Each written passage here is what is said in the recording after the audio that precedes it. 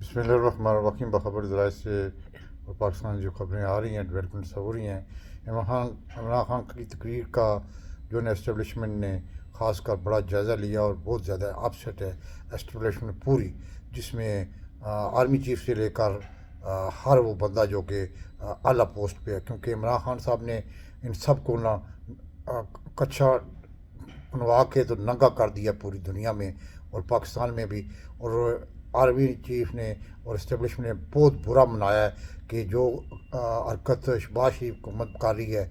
और इसके साथ आर्मी चीफ ने सुनने में ये भी कि DGISI के अंदर जो बैठे हुए लोग हैं, जिन लोगों ने ये यानी कि नीचे पंप किया है, उनके बारे में भी खबरें आ रही हैं कि बड़े आर्मी में बड़े अपसेट हो रही है, क्योंकि ये चीज़ करने की ज़रूरत ही नहीं थी इस वक्त।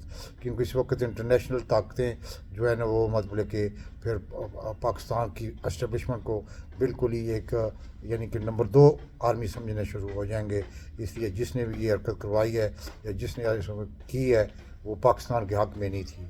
दूसरा यह है कि ये एक चाल भी हो सकती है कि इमरान खान साहब की लॉबियस्ट जो है वो बड़ी तेज़ी से उनको रिटर्न बैक कर रही थी, यानी कि उनकी हमायत अमेरिका में बहुत ज़्यादा बढ़ रही थी, और जिसकी वजह से इस्टेब्लिशमेंट ने हो सकता है ये चाल चली हो कि इमरान खान की जो है ना वो पॉपुलरिटी जो कि अमेरिका में बढ़ रही थी उसको रोका जाए, क्योंकि अमेरिका इनका माई बाप है।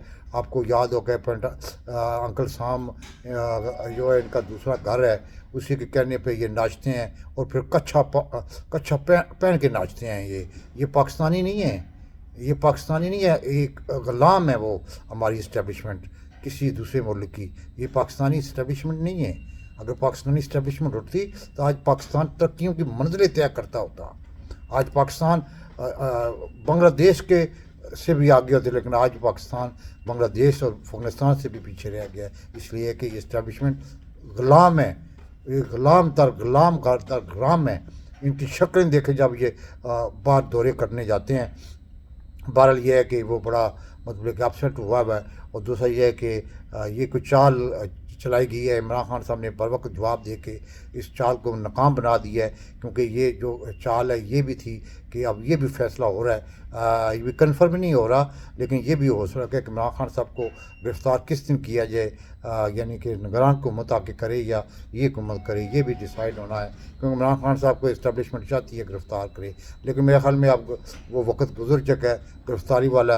अब लोग जो है ना पूरी दुनिया में जो है ना इमरान खान की जो है ना वैल्यू पहले आज से 10-15 दिन पहले कुछ और थी, आज कुछ और वैल्यू हो गई है। यकीन नहीं करेंगे जो कुछ पहले दुनिया समझती कि वाकई कोई ऐसी चीज़ हुई है 9 मई के, वो भी एक प्रोपेगेंडा मुहिम थी, उसको भी मतलब कि प्री प्लान के तहत एक प्लान बनाने के तहत जो फंसाने की कोशिश की गई थी, उसका भी अब तो ये सवाल ही पैदा नहीं होता कि इमरान खान का मिलिट्री कोर्ट्स में या आगे पीछे कहाँ भी पकड़ा जाए।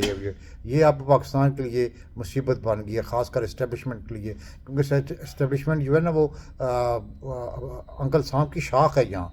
ये औरिया मकबूल जा साहब ने कहता क्या है कि ये इंडिपेंडेंट नहीं है, ये इनकी डोरें वहाँ से हिलती हैं। तो वो भी परेशान हो गए, पीछे वाले भी, उन्होंने भी इनको डांटा सुनने में आया कि ये आपने क्या कर दिया है, फिर हमें बदनाम कराने के लिए। लेकिन कोई चाल चली है इमरान खान साहब को अमेरिका में बदनाम करने के लिए, ये कायदा एक सोची समझी चाल होती है, क्योंकि एस्टेब्लिशमेंट ये उन्होंने चाल ये किया कि जिस तरह की लॉबियस्ट और जिस तरह की मायत कांग्रेसमैन में, सेनेट में और दूसरी जगहों पे बढ़ रही थी, उसको रोकने के लिए ये काम किया गया है। क्योंकि बखबर ज़राए से ये पता लग रहा है कि ये बाकायदा तौर पर प्लानिंग के तहत काम किया जाता है, लेकिन ये काम उनके लिए उल्टा हो गया। अब वो समझने लग पड़े हैं कि ये जो है ना इसमें जो हमें भी गालियाँ पड़ेंगी और एस्टेब्लिशमेंट को भी पड़ेंगी, इसलिए उन्होंने बहुत सख्त अंकल साहब ने डांटा है, उनको सुनने में आ रहा है। वो बड़ा सख्त नाराज़ हुआ है कि आपने एक मुर्दा घोड़े में फिर जान डाल दी है। इमरान खान साहब के बयानियों को पूरी दुनिया में फिर ये पता लग गया कि अमेरिका और जनरल बाजवा और इस्टेब्लिशमेंट मिल के उतारा है। तो ये मतलब कि पाकिस्तान के ये नुकसानदेह है, ये पाकिस्तान के इस्टेब्लिशमेंट के लिए बहुत बड़ी नुकसानदेह बात है।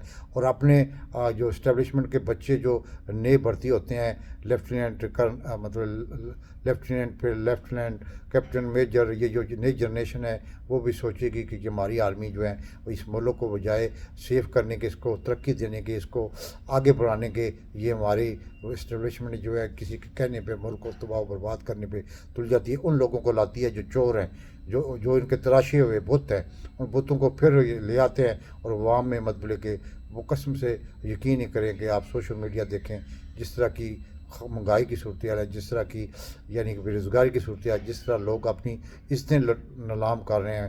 میں کیا کہوں، میں کھل کے بات نہیں کر سکتا کہ لوگوں کی کتنی صورتحال پہ ان لوگوں کی وجہ سے ان کے خاندانوں میں، اسی لیے پھر میں کیا کہوں، چھوڑو بس. جو کچھ باجوہ نے اس ملک کو کے ساتھ کر دیا ہے اور آصم منیر نے اس کا باقاعدہ طور پر یعنی کہ اس کو آگے بڑھایا ہے، اس کے انفلوئنس کی وجہ سے ابھی تک وہ مطلب کہ، اور اس نے آ کے اتنا نقصان پہنچایا آصم منیر نے کہ آپ سوچ نہیں سکتے. پاکستان کی ہسٹری میں اتنا نقصان نہیں ہوا، اکانومی کا نقصان میں کہہ رہا ہوں، جو کہ آج جو ہے نا ان چوروں کے متعلق یہ ہے کہ پچھلے جب سے آئے ہیں نیو یارک میں اور جہاں فنکشن ہوئے ہیں اقوام متحدہ میں، ان چوروں نے 5 ارب 26 کروڑ روپیہ ضائع کر دیا، 5 ارب پہ. اور جو ہمارا لاڈلا جنرل باجوہ کا لاڈلا بچہ تھا بلاول بھٹو زرداری، اس نے 4 ارب 75 کروڑ پوری دنیا کے سیر پہ لگا دیے ہیں. اور جو ہماری ماشاء اللہ شہباز شریف، جو ان کا منہ بولتا بیٹا اسٹیبلشمنٹ کا، جس کو مطلب ہر چیز سے نظر دے دیے، پاک صاف کر دیا ہے، اس نے اپنے مطلب کہ ہر دوسرے دن جہاں کوئی مطلب پیشاب بھی آتا تھا نا کسی کو، یہ پہنچ جاتا تھا کہ میں پیشاب کو مطلب کہ صاف کرنے کے لیے کوئی چھوڑا، اس نے دوڑا نہیں چھوڑا. دنیا کے ہر ملک میں وہ گیا ہے، اس کا ایک ٹیڈی کا فائدہ نہیں ہوا ہے. انہوں نے مطلب بائیڈن نے اور مودی نے ان کے منہ پہ وہ چور چپیڑ لگائی ہے کہ ساری زندگی یاد رکھیں. پاکستان زندہ باد.